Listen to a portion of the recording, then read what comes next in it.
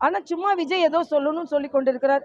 விஜய்கிட்ட சர்டிஃபிகேட் வாங்கி தான் சிறுபான்மையினரை நாம் அவங்ககிட்ட ஆதரவாக இருக்குமா இல்லையான்னு சொல்ல வேண்டிய அவசியம் இல்லைன்றது இல்லை. நான் ஏற்கனவே இதுக்கு பதில் சொல்லிட்டேன். சோஃபியா குரேஷி யார் தெரியுமா? ஒரு அவங்க ஒரு இராணுவ அதிகாரி, இஸ்லாமிய மதத்தை சார்ந்த இராணுவ அதிகாரி.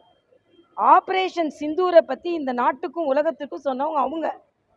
ஆக இராணுவம் வரைக்கும் நம்ம இஸ்லாமிய சகோதரிகள், இஸ்லாமிய சகோதரர்கள்,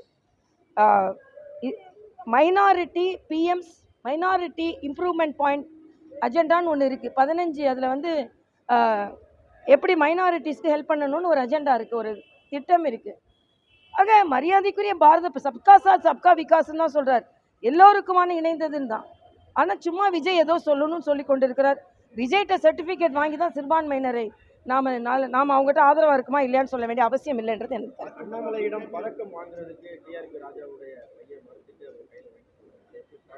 இல்லை, இதை மாதிரி நிகழ்வுகளை ஒரு நிகழ்வுக்கு அது கவர்னராக இருக்கட்டும், அண்ணாமலையாக இருக்கட்டும், சீஃப் கெஸ்ட்டுன்னு வந்த உடனே அந்த கல்வி நிறுவனங்கள் அவர்களின் தகுதிக்கு ஏற்ப தான் சீஃப் கெஸ்ட்டாக கூப்பிடுறாங்க.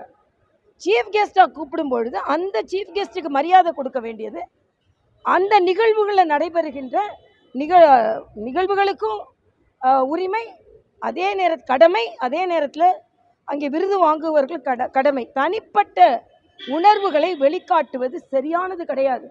திராவிட முன்னேற்ற கழகம் எல்லாவற்றிலும் அரசியல் செய்வார்கள், கல்வி நிறுவனங்களிலும் அரசியல் செய்வார்கள் என்பதை மறுபடியும் நிரூபித்திருக்கிறார்கள்.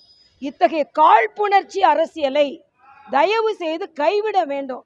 அது அவரை டிஆர்பி ராஜா அவங்க மகனை கூப்பிட்டு, தம்பி நாம் இப்படி பாராபட்சமாக ஸ்கூலுக்கு வரும்போதெல்லாம் நடந்து கொள்ளக்கூடாது என்று அறிவுரை வழங்க வேண்டும் என்று நான் கேட்டுக்கொள்கிறேன்.